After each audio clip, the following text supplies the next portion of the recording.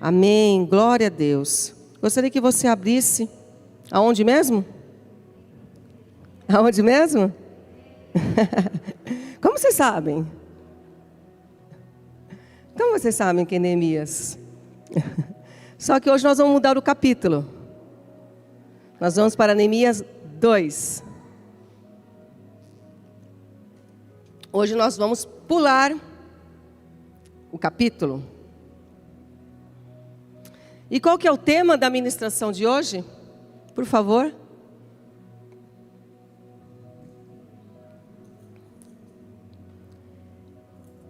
Vamos falar junto? Novamente. Procura-se trabalhadores. Eu só mudei o tema, mas a essência ainda é a mesma. Vamos continuar reconstruindo os muros e vamos continuar, reformando as portas que foram queimadas. A começar da nossa vida, nossa casa e de todos aqueles que Deus nos enviar. Porque Deus nos envia pessoas. Não é só nós, não é só nossa casa, mas também Deus envia pessoas. Amém? Glória a Deus. Então nós vamos ler essa passagem aqui de Neemias, capítulo 2, que nos ensina o seguinte. Vamos lá. No mês de Nissan, no 20º ano do rei Artaxerxes, a hora de servir-lhe o vinho, levei ao rei. E nunca antes eu tinha estado triste na presença dele. Por isso o rei me perguntou: por que o seu rosto parece tão triste, se você não está doente? Essa tristeza só pode ser do coração. Repita comigo: coração. Uau! Essa tristeza só pode ser do coração. Com muito medo eu disse ao rei: que o rei viva para sempre. Como não estarei triste o meu rosto, se a cidade em que estão sepultados meus pais está em ruínas e as suas portas foram destruídas pelo fogo? O rei me disse: o que você gostaria de pedir? Então orei ao Deus dos céus e respondi ao rei: se for do agrado do rei e se o seu servo puder contar com a sua benevolência, que ele me deixe ir à cidade onde meus pais estão enterrados, em Judá, para que eu possa reconstruí-la. Então o rei, estando presente a rainha, sentada ao seu lado, perguntou-me: quanto tempo levará a viagem? Quando você voltará? Marquei um prazo com o rei e ele concordou que eu fosse. A seguir, acrescentei: se for do agrado do rei, eu poderei levar cartas do rei aos governadores do Trans-Eufrates, para que me deixe passar até chegar a Judá.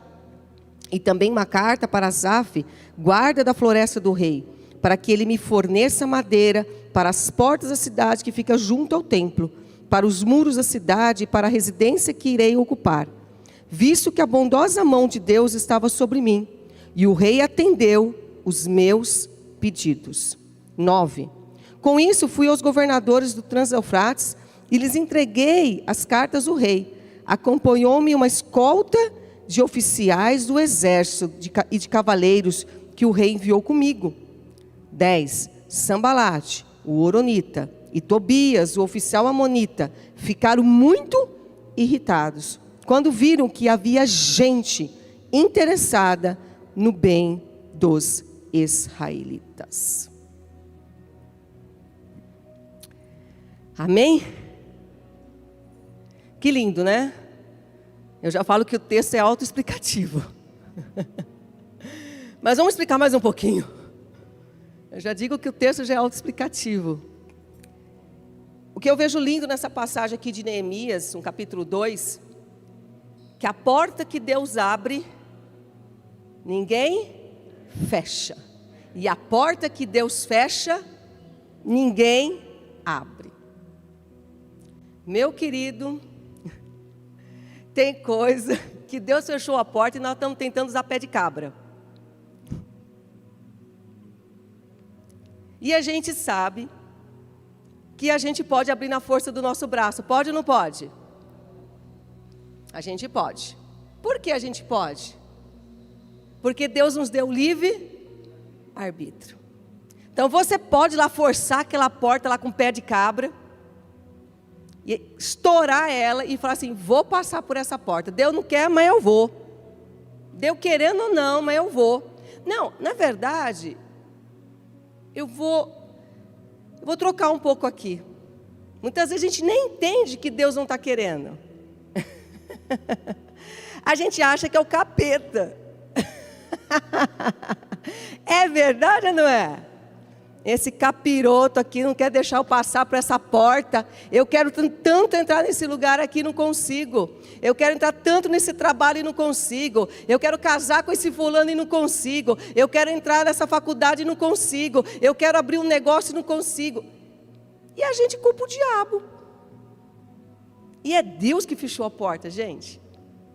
Deus fecha a porta, não tem jeito. Está fechada. Glória a Deus por isso. Eu louvo a Deus, porque Deus fechou muitas portas em minha vida. Muitas mesmo, vocês não têm noção. Mas eu posso dizer para vocês, a porta que Deus abriu, nem eu conseguia fechar. Eu queria fechar e não conseguia fechar essa bendita porta. Meu Deus, como eu queria fechar essa porta e não conseguia.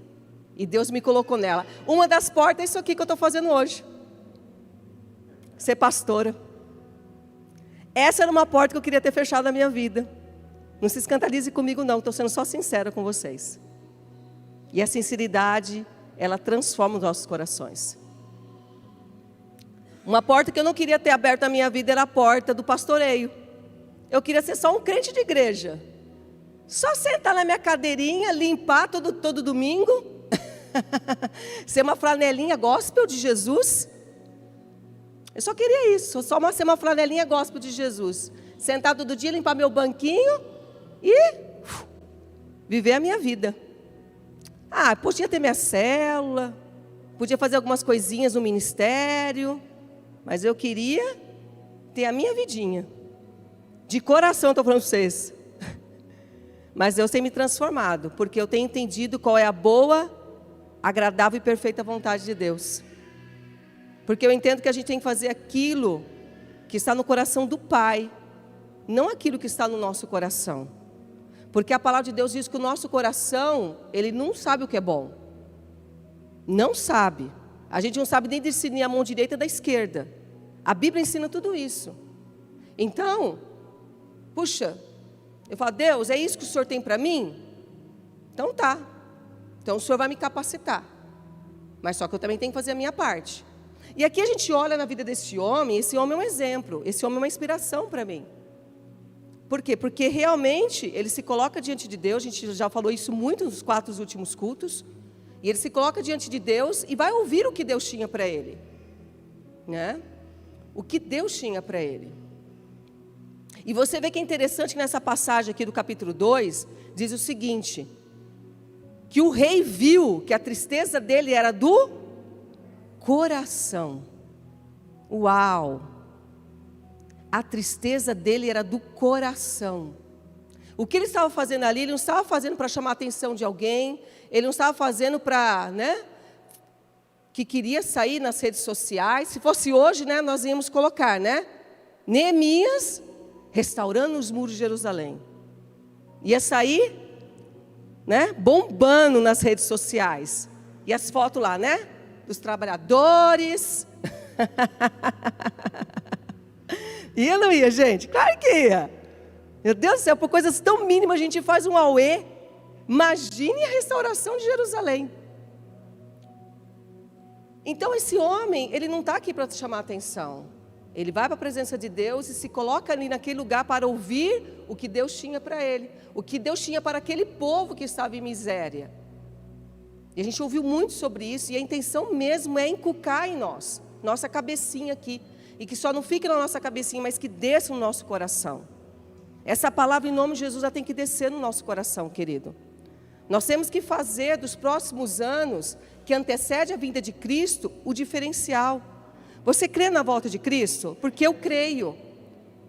E o que nós vamos apresentar para Ele? Se Jesus não voltar na minha geração, eu sei que eu vou me encontrar na minha geração com Ele. Eu não vou ficar para semente, e creio que nenhum de vocês vão ficar para semente aqui. Todos nós vamos ter um encontro com Cristo, quer seja pelo arrebatamento, quer seja pela morte física. Nós vamos ter um encontro com o Senhor. E o que nós vamos apresentá-lo? O que nós vamos apresentar a Ele? As nossas mãos estarão vazias? As nossas obras serão queimadas? O que será? Ouro, prata? Ou será palha? Sabemos que nós não somos chamados para fazer. Temos falado muito sobre esse púlpito aqui. Somos chamados, acima de tudo, a ser. Ser filho, ser amado, ser. Precisamos ser. Ser. E esse homem entende aqui o que ele era em Deus. Ele entende a posição dele. E ele vai para a presença de Deus. Ele se coloca naquele lugar, naquela brecha, clama por um povo, chora por um povo, e Deus traz um peso no coração dele. A Bíblia não é explícita de dizer, mas eu acredito, na versão Priscila, corrigida, que Deus falou muitas coisas para Neemias naqueles 4 meses que ele se fecha em oração. Deus falou muita coisa com ele. Você tem as suas experiências com Deus, tem ou não tem? Tem ou não tem? Tem. A gente, quando se tranca com Deus, sabe aquele trancar assim? Quando você faz um propósito de uns 21 dias de oração, que faz tempo que muitos aqui não fazem, né? Fala a Deus. 30 dias de oração, 40 dias de oração. E naquele tempo, Neemias ficou 4 meses. É impossível você entrar nesse lugar e Deus não falar com você. É impossível você entrar nesse lugar e Deus não falar com você. Mesmo que você fale para mim assim, Priscila, mas eu trabalho. Tudo bem que você trabalha, mas você de repente pode administrar esses 21 dias de oração 1 hora por dia. E eu tenho certeza que nessa 1 hora por dia Deus vai falar com você. Amém? Deus vai falar com você. E Deus falou com este homem.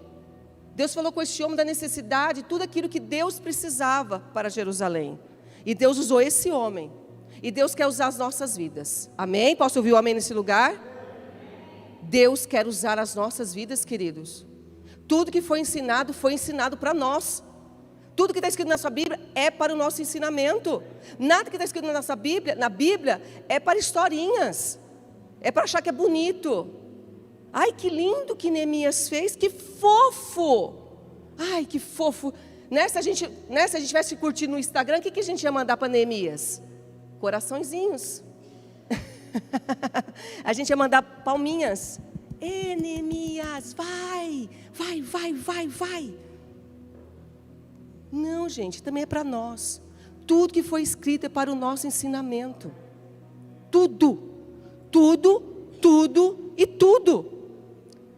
Até a última página do Velho Testamento, quando vai para o Novo, está em branco, né? É os 400 anos que Deus ficou em silêncio. De Malaquias para levantar o profeta João Batista. Nada é por acaso, gente. Tudo a Bíblia está falando. Tudo a Bíblia expressa. Nós só precisamos estar ouvidos. Quem tem ouvidos, ouça o que o Espírito diz à igreja. Quem tem ouvidos, ouça o que o Espírito diz à igreja. Nossos ouvidos estão abertos? Pergunta, uma interrogação bem grande. O meu ouvido está aberto para ouvir o que Deus tem para esse tempo, para a minha vida, para a minha casa e para a minha geração? Porque Neemias estava com os ouvidos abertos para o tempo dele. E ele ouviu todo o direcionamento, tudo o que ele precisava fazer. E eu acredito que naqueles 4 meses que ele se tranca com Deus, Deus fala tudo para ele. A Bíblia não fala, mas eu acredito. Não sei você, mas eu viajo bastante na Bíblia. Quando eu começo a ler, eu me coloco naquele lugar e começo a entrar naquela história. E fico imaginando muitas coisas. Então, queridos, nós precisamos reconhecer este lugar que precisamos estar para ouvir a Deus. E precisamos também, eu até anotei aqui, precisamos viver o senhorio de Cristo em nossas vidas. Amém? Nós declaramos que Jesus Cristo é o nosso Senhor e Salvador. Legal, Jesus me salvou do pecado, né? Do caminho que eu estava indo para a destruição. Mas a pergunta que eu faço para nós, sempre, muitas vezes eu trago essa palavra aqui, essa frase: Jesus é o nosso Senhor também? Se Ele é o nosso Senhor, nós estamos fazendo aquilo que Ele está pedindo? Eu abracei vocês sem apertar. Jesus verdadeiramente está sendo o Senhor das nossas vidas. Jesus realmente Ele tem um controle de tudo na nossa vida. Ainda eu reconheço que da minha vida Ele não tem total. Pastora, só não dorme no hora da unção? Não durmo. Eu acordo igual vocês, da carne. E preciso colocar minha carne para orar, para viver a vida cristã. Eu sou igualzinho vocês. Eu falei aqui, sou comedora de arroz e feijão igualzinho vocês. Tenho as minhas fraquezas como vocês. Tenho meus surtos de raiva igual vocês. Vocês não têm, não? Não, vocês são. Eu vou aprender com vocês. Vocês estão mais santos. Gente, nós precisamos entender que Cristo é o nosso Senhor. E quando Jesus Cristo é o nosso Senhor, não é nós que manda. Certo? Deixa eu fazer uma ilustração bem simples aqui. Lá no seu serviço, quem que manda? Você ou seu patrão?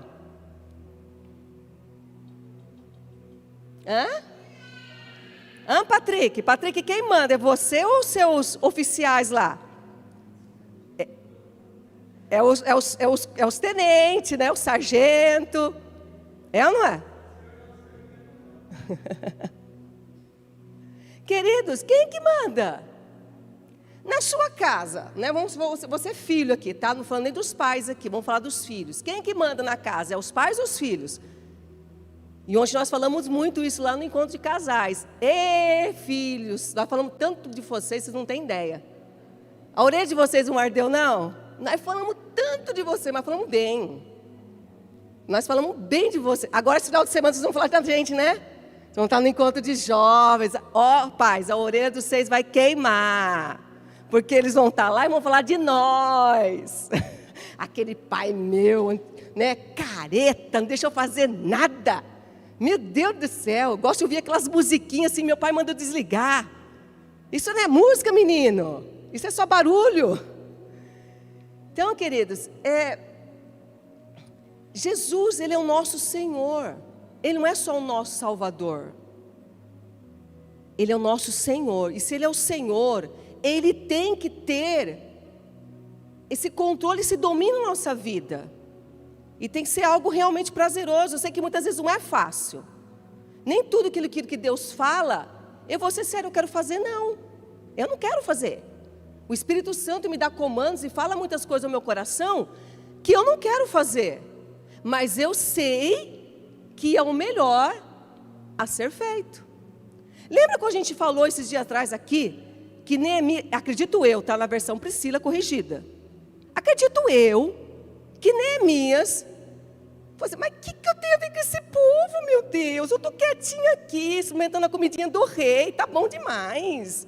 Olha só, ainda nem sei se eu vou morrer amanhã. Se vai estar envenenado esse trem.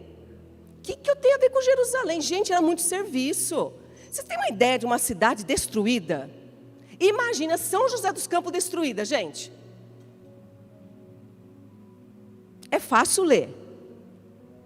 Mas viver aquele momento, aquele lugar, a destruição. E não era só uma destruição física. Existia uma destruição, acima de tudo, emocional. O povo estava destruído. As emoções do povo estavam totalmente destruídas. Vocês conseguem ir nesse lugar e pensar dessa forma? Assim também somos nós. As casas, muitas vezes, podem estar belas por fora, mas os lares são destruídos por dentro. Nós falamos muito isso nesse final de semana com o encontro de casais. Tem muitas casas bonitas, somente aqui no Esplanada, quando a gente passeia aqui, né? Eu gosto muito de olhar as casas, fico vendo, né, a arquitetura, né? Porque elas são antigas casas aqui, é um bairro antigo, mas eu acho bonito. Não é um bairro moderno, um bairro vintage, né? Gente, e quanta dor dentro dessas casas. Talvez no seu bairro, na sua rua, tenha uma casa bonita. E você deve admirar essa casa. Eu não sei você, mas a gente brincava quando era criança. Você brincou disso, de achar a casa mais bonita da rua? Porque eu brincava. Elas voltavam da escola, e aí eu vinha com uma turminha, e a gente ficava assim, qual é a casa mais bonita da rua? Muitas vezes a gente mudava até o trajeto para ver a casa da outra rua, qual que era a mais bonita. Qual que era a mais bonita? Então, queridos, mas isso não fala nada, porque a beleza exterior não quer dizer nada do coração. Assim também somos nós. Quantas vezes você passeia num shopping, você vai num restaurante, enfim, você pode estar numa caminhada, e você acha uma pessoa bonita. Não estou dizendo que você está, vocês entenderam, né? Cobiçando a pessoa, não é isso. A gente tem que admirar a beleza. Você acha uma pessoa bonita. Mas e o coração dessa pessoa? Como está o coração dessa pessoa? Esse coração dessa pessoa está doente? Assim estava Jerusalém. Jerusalém não estava só destruída por fora, mas ela estava também destruída nas emoções, destruída espiritualmente, não crendo mais nas promessas de Deus. Concorda comigo que se Jerusalém acreditasse nas promessas de Deus, eles mesmos teriam reconstruído os muros? Hã? Tinha povo ou não tinha lá? Mas como é que estava o povo? Em miséria, em humilhação, em sofrimento. É assim que estava aquele povo. Aquele povo tinha estrutura para levantar aquilo lá, se eles quisessem mesmo na raça, mas eles não tinham estrutura emocional. Concorda comigo quando o nosso coração está doente, a gente não consegue fazer nada? Você concorda comigo quando o seu coração está doente, você não quer nem levantar da cama de manhã? Mas você levanta por quê muitas vezes? Porque você é obrigado, porque você tem um filho para levar na escola, porque você tem que picar o cartão lá no trabalho. Nem sei mais se pica cartão, né? É maneira de dizer. A gente faz muitas coisas porque temos que fazer, mas não porque o coração quer fazer. Porque se a gente fosse obedecer o nosso coração mesmo, a gente ficava em casa trancado. Então o que acontece? A gente vê aqui um homem que se move em sua geração para ser uma voz para um povo, para ser um braço para um povo, para ser líder de um povo. Deus não achou em Jerusalém. O que Deus teve que fazer? Teve que ir lá em Suzã. Teve que ir lá no palácio do rei pegar Neemias. E você lembra que a gente fala aqui que tudo isso quando aconteceu, Neemias não tinha nem nascido? E a gente brinca, o que Neemias tinha a ver com o Kiko? Tinha a ver tudo, porque era o seu povo. O que nós temos a ver com o problema da nossa geração? Tudo é o nosso povo. O que nós temos a ver com o problema do Brasil? Tudo é o nosso povo, é a nossa nação. Amém? Posso ouvir um amém neste lugar? É o nosso povo, querido, é a nossa nação. Talvez você não consiga assim, não consigo fazer muitas coisas, Priscila. Mas sempre eu sempre falo aqui, seja fiel no pouco, Deus te coloca no muito. O pouquinho que você dá faz a diferença. Talvez o pouquinho que você pode dar, de repente, é uma oração. O pouquinho que você pode dar, de repente, é abençoar uma família carente, uma família que não precisa, ela só não precisa, porque a gente olha, a gente só vê que as pessoas estão perdidas. Não, as pessoas estão sem pão nas casas delas também. Existe fome, existe miséria. A pandemia trouxe muito problema para a nação.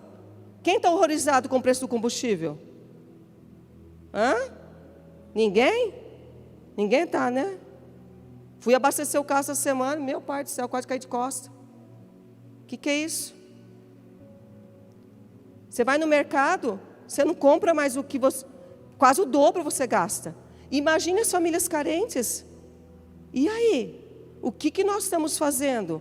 Somos um Neemias da nossa geração? Por isso que eu declarei que 2022 está no meu coração. Será um ano da ação social. Nós precisamos se mover como igreja. Amém? Posso ouvir um amém neste lugar? precisamos mover como igreja. Mas pastora, como a gente vai fazer? Eu não sei o como, eu sei quem vai fazer. Como? Não me interessa. Quem vai fazer? Quem que faz? Deus através de nós. Deus através de nós. Deus através de nós. Deus precisa de um Neemias. Nós somos esse Neemias. Deus precisa das nossas perninhas. Deus precisa dos nossos bracinhos. Deus quer usar as nossas vidas. E é um privilégio assim de ser usado por Deus. Deus podia mandar os anjos aqui na terra. Deus não fez isso. Deus conta com a gente. Deus espera que a gente se mova. Que a gente saia daquela zona de conforto e faça algo para Deus. E glorifique o nome de Deus. Queridos, e aí você pode perguntar assim para mim assim, Priscila, mas e aí, como é que vai ser? Nós vamos dar o passo conforme a nossa perna. Amém? Nós vamos dar o passo conforme a nossa perna. Por exemplo, a ação social que a gente fez aqui do bazar. Vocês acreditam que a gente abençoou vidas? Acredita? Amém, abençoamos. Esse é o passo que a gente pode dar. Esse é o passo que a gente pode dar. Pode dar um pouquinho mais? Vamos dando, porque Deus vai nos ensinando, queridos. Se a gente não se autodesafiar, a gente nunca vai sair daquela zona de conforto. Nunca. Eu lembro a primeira vez quando Deus me trouxe no coração um bazar. Que coisa doida. Mas Deus capacita. Como que eu vou fazer? Não, quem vai à frente para fazer? É Deus. E Deus levanta os trabalhadores. Deus levantou as mulheradas para estar aqui? Levantou. Tudo bem que eu esperava um pouquinho mais, né? Um pouquinho mais. Mas não tem problema não, eu sou persistente. Eu nunca desisto. Eu insisto. Até que. Eu sou muito persistente. Sou pidoncha. Oh, você não tem nada para doar no bazar, não? Neemias é um pidão. Vocês viram aqui? Ô rei, então, né? O senhor já promoveu, né, minha ida, né? Então, sabe, rei? Eu falei a mesma coisa, gente, é que eu pedi até um pouquinho mais. Então, dá para o senhor dar isso. E além do mais, ele pede carta, gente. Por quê? Ele precisava passar pelas terras. Porque se ele não tivesse autorização, ele não passava. Os outros reinos iam bloquear ele. Opa! Não, tu não passa aqui não, cara. Você pensa que é igual nós, assim, apesar assim, que também para você entrar no outro país você precisa, né? Você não entra no outro país sem um passaporte, é isso não é? Mas aqui, vamos falar no Brasil, a gente anda livremente. Mas, por exemplo, ali, ele não conseguiria chegar no lugar se ele não tivesse as cartas. Ele precisava das cartas. E Neemias é um cara pidão. Nós precisamos ser pidonchos para o reino. Precisa ser mais cara de pau. Eu sou, viu? Não tem problema nenhum. Sou pidoncha. Então, você não tem nenhuma roupinha para dar para bazar, não? Mas roupa boa, hein?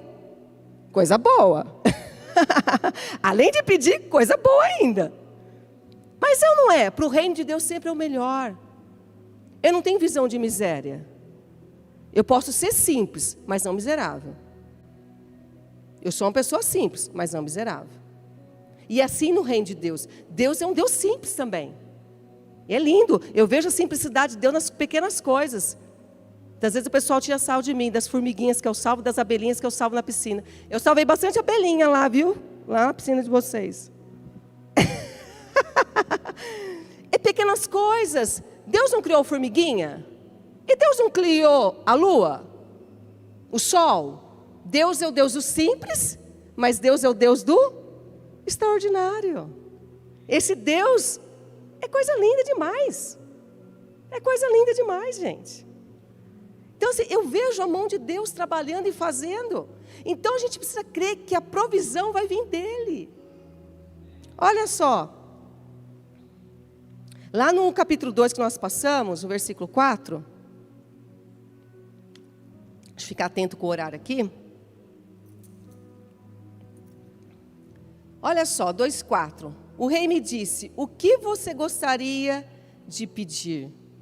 Uau! Então, querido, nós não temos desculpa para não fazer as coisas acontecer. Nós não temos desculpa para se levantar em nossa geração. Porque quem faz é Deus. Como eu vou fazer? Não. Quem vai fazer por nós? Você não tem que ficar perguntando como eu vou fazer. Quem vai fazer por nós? Mas sabe qual é o nosso problema da nossa geração? Não só da nossa geração, das gerações passadas que a gente aprendeu. Eu aprendi isso muito com meus pais. E eu tive que me desintoxicar de muitas coisas, porque isso é vida da geração passada. A gente quer ganhar as coisas muito na força do braço. É ou não é? A gente quer merecer. Não, eu trabalhei, eu fiz e está aqui. A gente vem com essa formação que a gente vem lá da geração passada. E a gente não aprende a descansar em Deus e confiar que Deus vai fazer. Não isentando que nós temos nossa parte. Neemias fez a parte dele. Neemias se colocou diante de Deus, orou e abriu a boca e disse para o rei o que ele precisava. Você imagina se o rei perguntasse assim para Neemias: e aí, Neemias, seu coração, eu estou vendo que a dor, essa tristeza sua, é uma dor do coração. Se fosse nós aqui, né? Vamos falar nós aqui, né? Não pode, nós aqui, né? Imagina, rei, pressão sua, coisa da sua cabeça. Será que a gente ia falar isso? Muitos iam. Porque você sabia que a gente, naquela época, vocês tinham que se apresentar. Toda pessoa, nós não, na verdade nós somos dessa época, mas se a gente estivesse naquela época, nós tínhamos que estar com o nosso semblante bom diante do rei, porque senão, nós não servia para o cargo. Por que está com essa cara aí de limão azedo? Por que está com essa cara de limão azedo? Mas, gente, é tão lindo que Deus move o coração do rei. Que tremendo! Deus move o coração do rei. Lá em Provérbios, uma passagem que eu sou muito apaixonada, mas apaixonada mesmo, porque eu vi isso aqui muito na minha vida. Provérbios 21:1. Gostaria que você abrisse lá. Provérbios 21:1.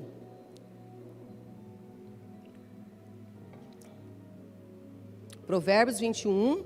Olha só que Provérbios, sábio Salomão nos ensina. O coração do rei é como um rio controlado pelo Senhor. Ele o dirige para onde quer. Vamos ler junto? Eu não sei como está a sua versão, não importa. Eu estou na NVI. Vamos lá? O coração do rei é como um rio controlado pelo Senhor. E ele dirige para onde quer. Quem é que faz? Deus ou nós? É Deus. A palavra de Deus é bem explícita em dizer que Deus controla o coração do rei como o rio. E eu vi muito isso na minha vida.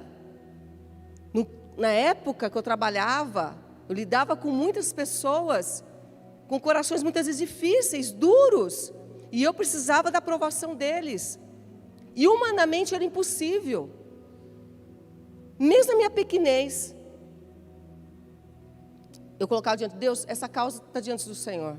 O Senhor sabe o que eu preciso. Gente, eu vou falar para você, eu vi tanto sobrenatural de Deus, eu vi tanta mão de Deus trabalhar em minha vida. E eu acredito que vocês têm experiências assim. Tem ou não tem? Não é só eu que tenho experiência aqui, vocês têm experiências assim também.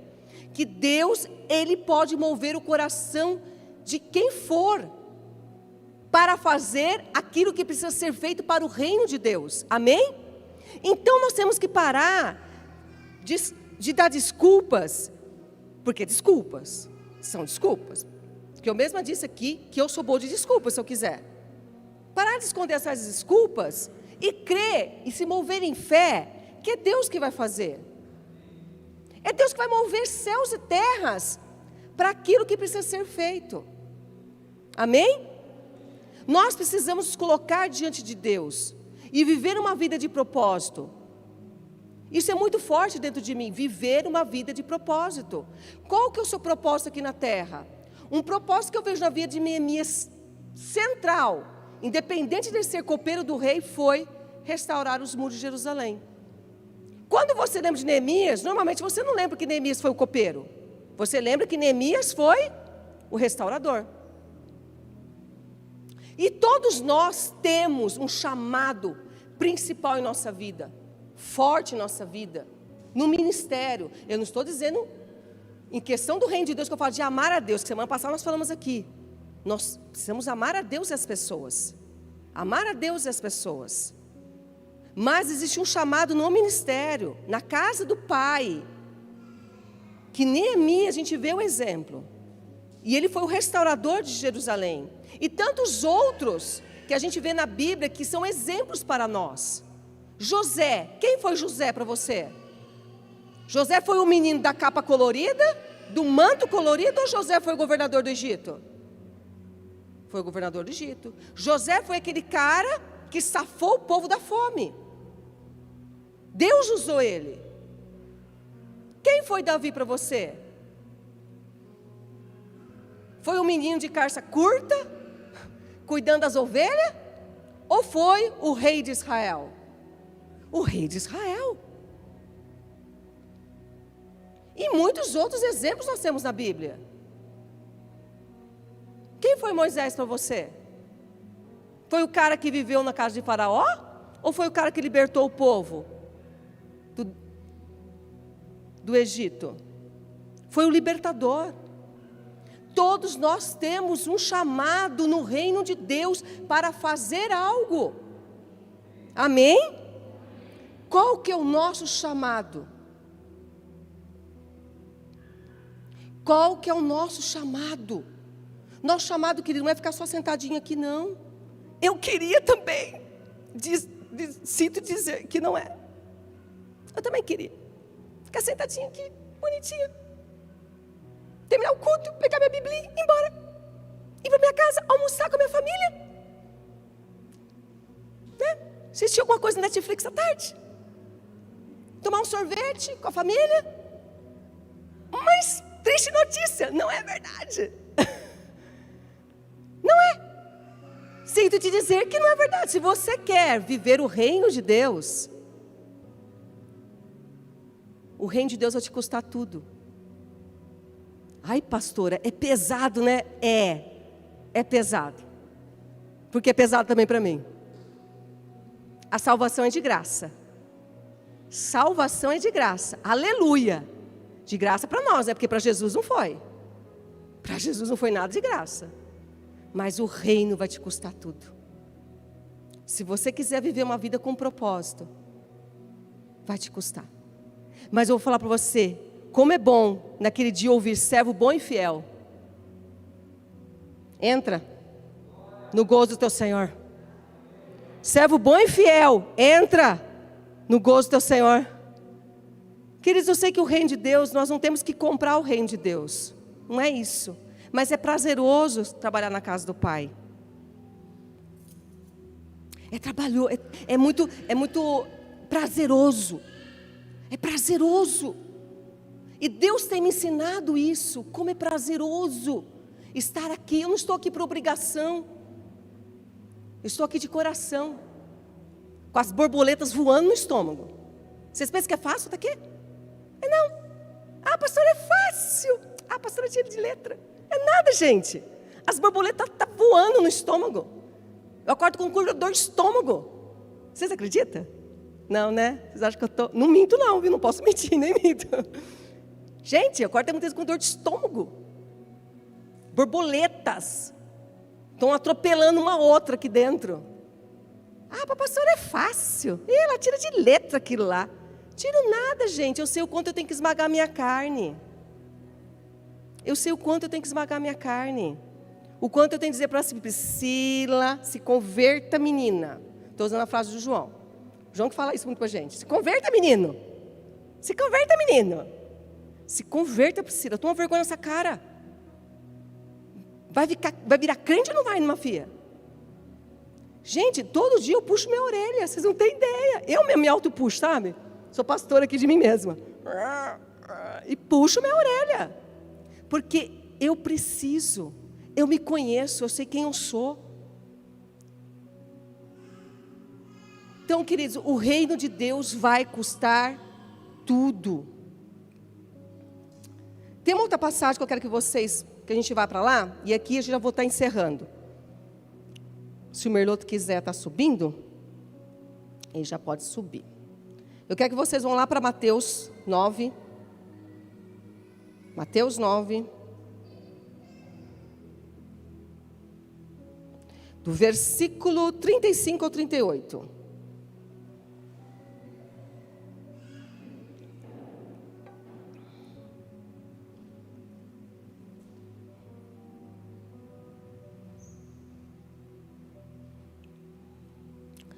Nove, 35 ao 38, diz o seguinte: poucos são os trabalhadores. Jesus ia passando por todas as cidades e povoados, ensinando nas sinagogas, pregando as boas novas do reino e curando todas as enfermidades e doenças. Ao ver as multidões, teve compaixão delas, porque estavam aflitas e desamparadas, como ovelhas sem pastor. Então disse aos seus discípulos: a colheita é grande, mas os trabalhadores são poucos. Peçam, pois, ao Senhor da colheita que envie trabalhadores para a sua colheita. Vamos ler o 37 e 38 juntos? Vamos? Então disse aos seus discípulos: a colheita é grande, mas os trabalhadores são poucos. Peçam, pois, ao Senhor da colheita que envie trabalhadores para a sua colheita.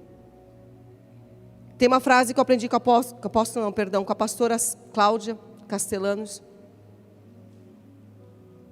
que é uma frase: ele diz, eu digo e ele fará. Deus está dizendo: ore, rogue pelos trabalhadores. E eu digo, eu rogo, e a palavra de Deus que ele fará. Eu creio em nome de Jesus que seremos uma igreja de trabalhadores para o reino de Deus. Amém? Trabalhadores, queridos, a colheita é grande, mas os ceifeiros são poucos.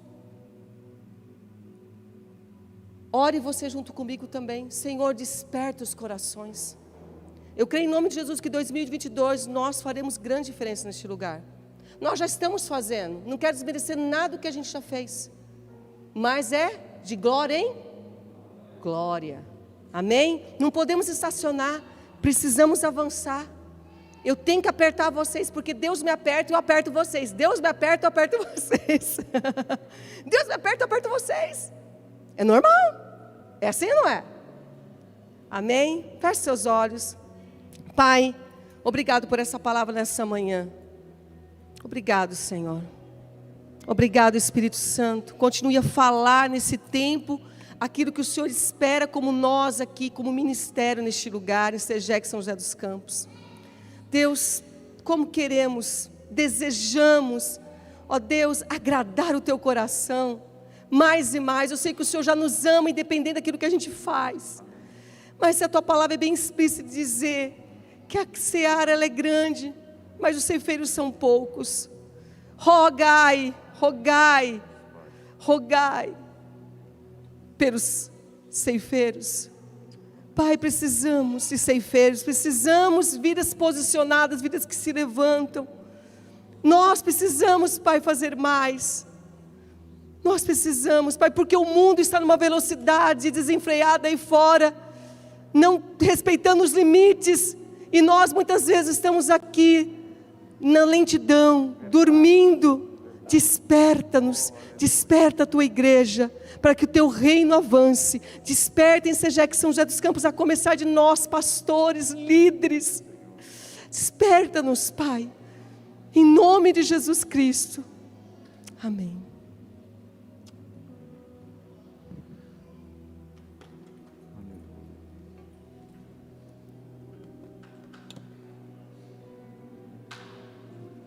Glória a Deus. Amém, queridos? Você foi abençoado? Que palavra tremenda, não? Eu quero... Vamos daqui a pouquinho terminar. Quero compartilhar algo com vocês. Enquanto a Priscila estava ministrando, muitas coisas assim... vai subindo ao nosso coração em relação a tantas coisas que Deus fez, está fazendo e ainda fará. E eu creio nisso. Mas teve uma coisa que ela disse aqui da ministração que eu comecei a dar risada, viu, queridos? Eu mesmo, sozinho.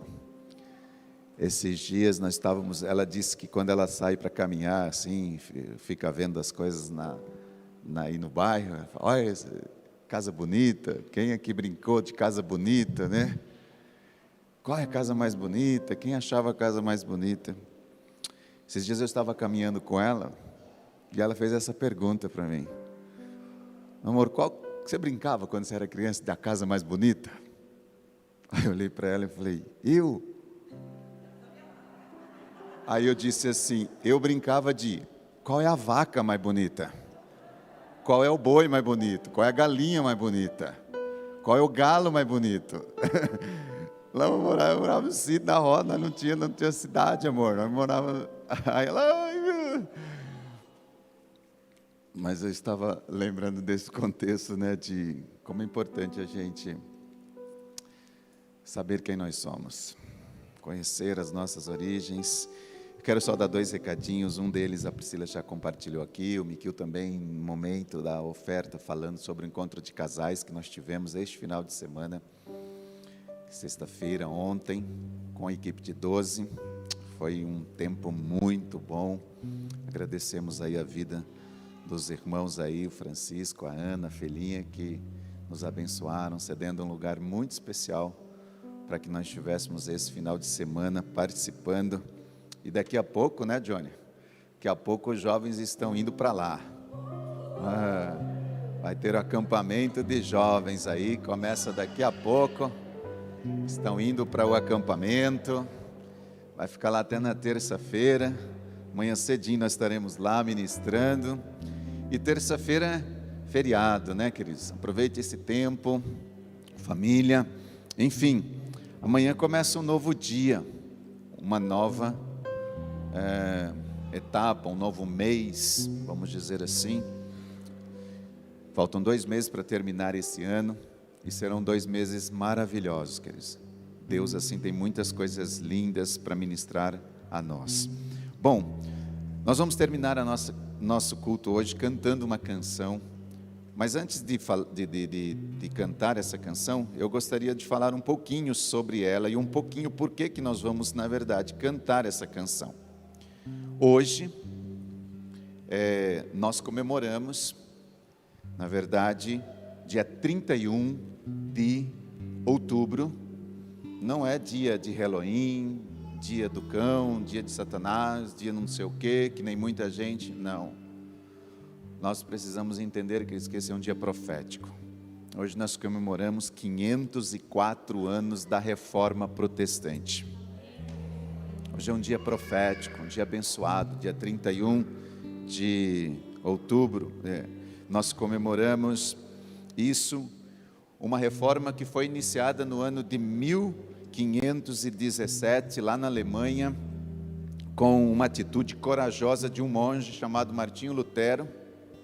E este homem, ele fixou nas portas da catedral de Wittenberg um pergaminho ali que continha 95 teses ou declarações, para a gente entender aí melhor, e quase todas essas teses elas estavam relacionadas às vendas de indulgência, dentro de um contexto de igreja que vinha vindo em uma fase de trevas, um tempo assim muito terrível. Mas foi o maior acontecimento que a igreja cristã teve depois do Pentecostes. Foi essa reforma. E com isso, com essa tese, com essas 95 teses, estava, vamos dizer assim, defragado esse poderoso movimento do retorno ao cristianismo primitivo. A igreja estava começando, então, voltar à origem do propósito pelo qual nasceu. Nós saímos de Roma para voltar a Jerusalém. E essa reforma, ela estava iniciando esse início de sairmos de Roma e voltar para Jerusalém. E a reforma, queridos, ela não foi uma inovação, mas ela foi uma volta à doutrina dos apóstolos. A reforma, ela não foi um desvio, mas ela foi uma volta às Escrituras. Amém? A reforma, ela foi um milagre de Deus, vamos dizer assim. Então a igreja, ela havia sido, vamos dizer assim, se desviado, né, da simplicidade, da pureza do Evangelho.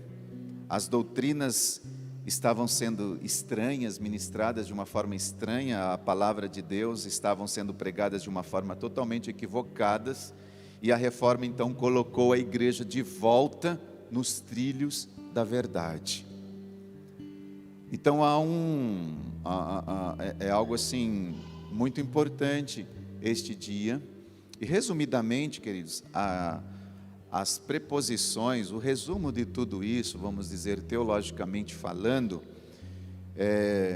serviriam como pilares então da reforma protestante, e elas são conhecidas, chamadas de as 5 solas. Você que está em casa provavelmente vai ver isso aqui também. As 5 solas foram as frases latinas, na verdade, que surgiram para enfatizar a diferença entre a teologia reformada protestante e a teologia católica romana. Essas 5 frases, né, sola vem do latim, que significa somente ou apenas na língua portuguesa. E aí vocês estão vendo sola Escritura, ou somente pelas Escrituras, ou somente a Escritura, sola gratia, somente a graça, sola fide, somente a fé, sola Christus, solus Christus, somente Cristo, e solo Dei glória, somente a Deus a glória. Então esses são, na verdade, os pilares da reforma protestante. Em outras palavras, a reforma ela foi erigida sobre esses 5 pilares doutrinários que nós estamos vendo aqui. E aí, queridos, se a gente for falar um pouquinho de cada uma delas, e eu quero fazer isso, por exemplo, sola Escritura. O que quer dizer isso? Que a palavra é a palavra de Deus inspirada pelo Senhor. A palavra é inerrante, a palavra é infalível, a palavra é insuficiente. E eu trouxe aqui, claro, fiz uma pesquisa de alguns homens, mulheres de Deus que compartilham essa mesma fé que nós compartilhamos, e eu quero ler algumas coisas para vocês, que a palavra é a nossa única regra de fé e prática. Ela é composta por 66 livros escritos por homens santos de Deus. A Bíblia não é julgada pela cultura e nem pela validade pelos concílios, e validada pelos concílios. A palavra de Deus está acima da tradição, das confissões, do ceticismo, das decisões conciliares. A sua mensagem não precisa ser atualizada e nem ressignificada. Ela é sempre atual, sempre viva, sempre poderosa, sempre eficaz. Ela é eterna. A palavra de Deus restaura a alma, ilumina os olhos, dá sabedoria aos simples. Por meio dela nós nascemos, crescemos e somos fortalecidos. Pela sua instrumentalidade nós somos santificados, exortados, experimentados. É mais poderosa do que o ouro, é mais doce do que o mel. Ela é pão que alimenta, água que dessedenta, martelo que debulha e fogo que aquece e espada que defende. Essa é a palavra. Só a Escritura. Mas depois também vem sola gratia, ou seja, a salvação, queridos, é por meio da graça. Nós não somos salvos por aquilo que nós fazemos para Deus, amém? Não somos salvos por aquilo que fazemos, mas por aquilo que Deus fez por nós, em Cristo Jesus. Só a graça. Nós não somos salvos, queridos, por causa das nossas obras, não por causa dessas obras que supostamente, vamos dizer assim, as obras não nos levam para o céu. Não são as obras, mas sim pela obra que Cristo fez na cruz do Calvário, pela obra que Jesus fez por nós. Ele morreu pelos nossos pecados, Ele pagou o preço pela nossa redenção. A vida eterna, ela não é conquistada meramente por um contexto humano, mas ela foi uma oferta de Deus, da graça de Deus revelada a nós. A vida eterna não é uma medalha de honra ao mérito que nós ostentamos. Não é isso. A salvação, a vida eterna, queridos, ela é um presente de Deus. É um presente do Rei. Nós somos salvos totalmente pela graça, para toda a glória, e a glória seja dada sempre a Deus. Mas solo fide, ou seja, somente por fé. A salvação, ela não é pelas obras, ela é pela graça, mediante a fé. Nós, mediante a fé. E essa salvação, sim, ela é pela graça, mediante a fé, para obras, para realizarmos obras, para cumprirmos aquilo que a Priscila estava fazendo, para fazermos, chamados para trabalharmos, chamados para sermos canais de Deus nessa terra. Então, as boas obras não são a causa da nossa salvação, elas são a evidência da nossa salvação. As boas obras evidenciam a salvação que está dentro de nós, mas isso aconteceu pela graça e pela fé. Nós não fazemos boas obras, queridos, para sermos salvos, mas porque nós fomos salvos pela fé em Cristo Jesus, é que nós fazemos obras. E esta é uma das bases da reforma protestante. Fé e obras não estão em conflito nunca, não existe conflito. Uma é a causa, a outra é a consequência. Amém? Uma é a causa, outra é a consequência. Onde tem fé como raiz, com certeza haverá obras como frutos. Sempre. Se existe fé e a raiz da nossa fé está em Cristo, com certeza nós veremos frutos. Mas não é uma fé em ídolos ou a fé na fé. É a fé somente em Cristo. Somente em Jesus Cristo. A nossa fé, queridos, ela está em Jesus. E aí vem solos Cristos. Nós somos salvos mediante a graça, por meio da fé em Cristo Jesus. Somente por Ele. Jesus e mais ninguém. Não há outro Salvador, só Jesus. Esta é a base do cristianismo, queridos. Não é um Jesus e mais o nosso mérito que nos salva.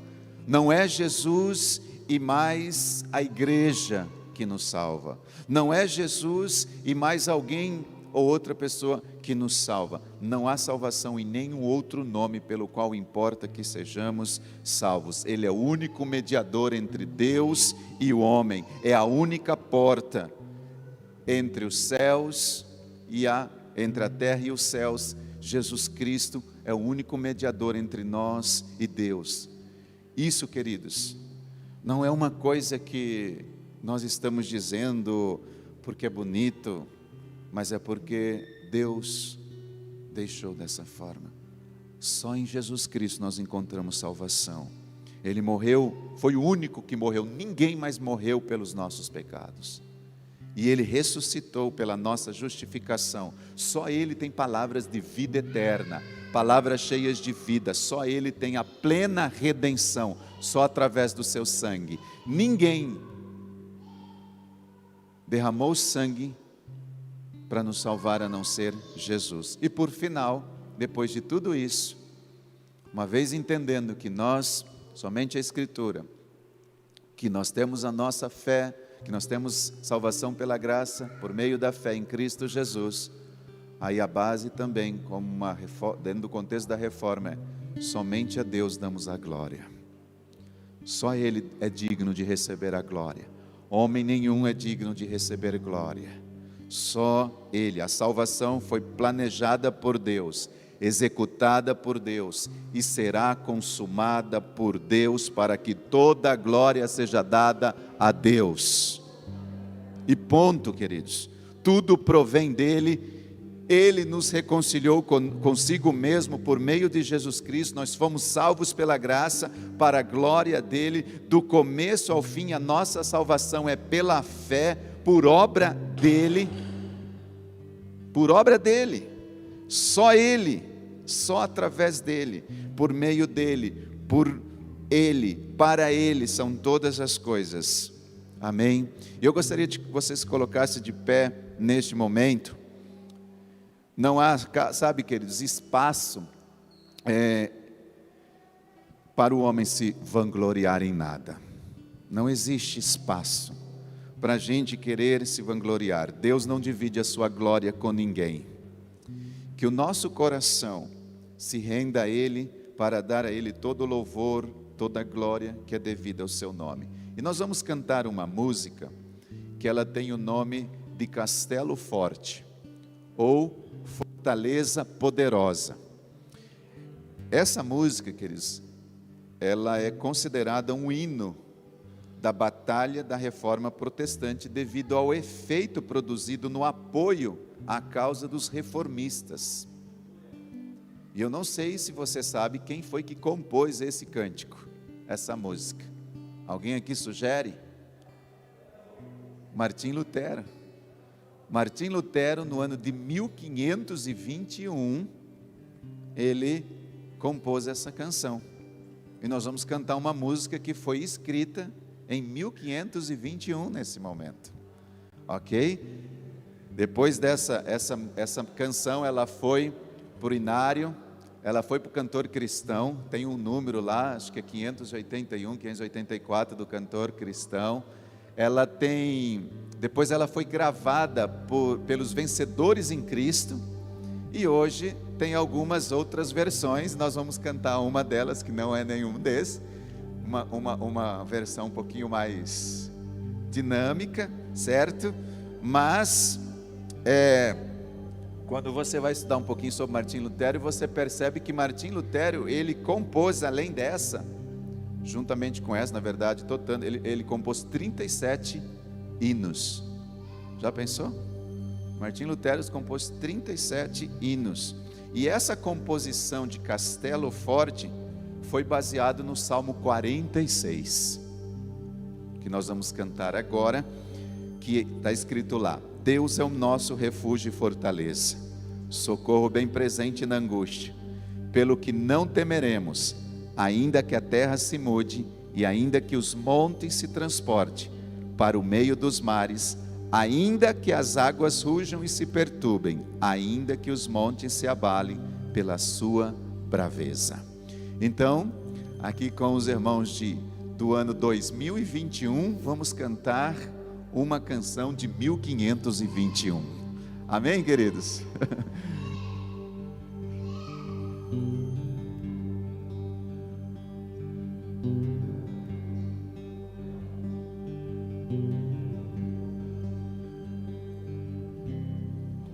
Castelo forte é o nosso Deus, escudo e boa espada, com seu poder defende os seus, a sua igreja amada, com força e com furor, nos prova o tentador, com artimanhas tais e astúcias infernais. Iguais não há na terra.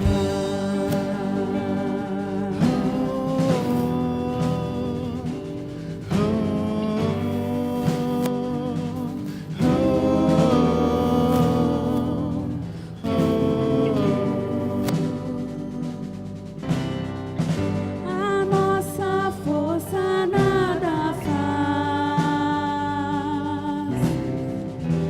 estamos nós perdidos, mas nosso Deus socorro traz, e somos protegidos. Defende-nos, Jesus, o que venceu na cruz, Senhor dos altos céus, que sendo o próprio Deus, triunfa na batalha. Aleluia!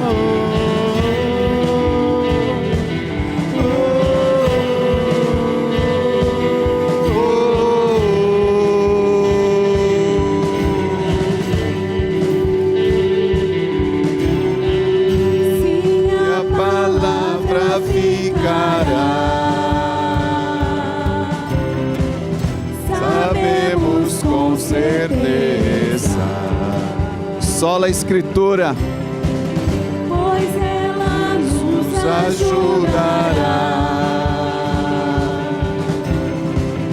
com armas de defesa. Se temos de perder famílias bem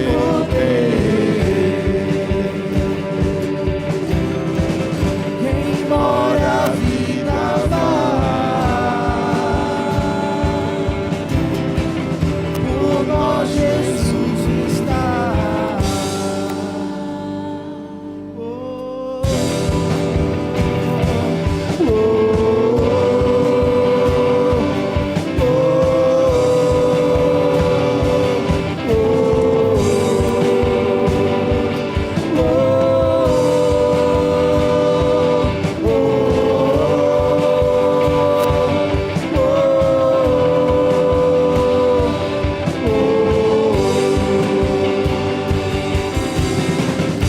Castelo forte é o nosso bem, nos dará teu reino. Castelo forte é o nosso bem, nos dará teu reino. Castelo forte é o nosso bem, nos dará teu reino. Castelo forte é o nosso bem, nos dará teu reino. E nos dará teu reino. E nos dará teu reino. E nos dará teu reino. E nos dará teu reino.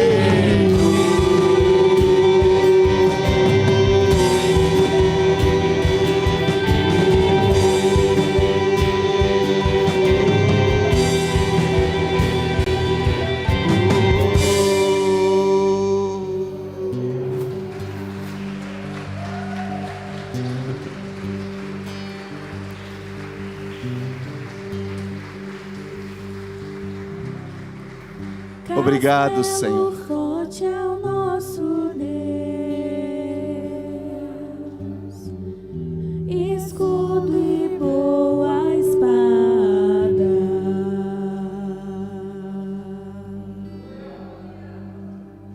Muito obrigado, Senhor. Tu és o nosso refúgio, a nossa fortaleza, socorro bem presente na hora da angústia. Obrigado, Senhor, por este dia tão importante na história da igreja. A igreja, Senhor, tem voltado aos trilhos da palavra e nós cremos nisso. Desde essa reforma, vemos o Senhor resgatando uma igreja, saindo de Roma e voltando para Jerusalém. Te louvamos por isso, Senhor. Deus está levantando uma igreja dentro da igreja, para mudar a história da própria igreja. E nós te agradecemos por isso, Senhor. De verdade, há uma gratidão no nosso coração nesta manhã, pelo que Deus fez, está fazendo e continuará a fazer através da igreja. Em nome de Jesus, amém. Que Yahvé te abençoe e te guarde. Que Yahvé faça resplandecer o seu rosto sobre ti e tenha misericórdia de ti. Que Yahvé sobre ti levante o seu rosto e te dê Shalom. Vamos cantar de novo. Só o refrão. Só o refrão. Castelo forte é o nosso Deus,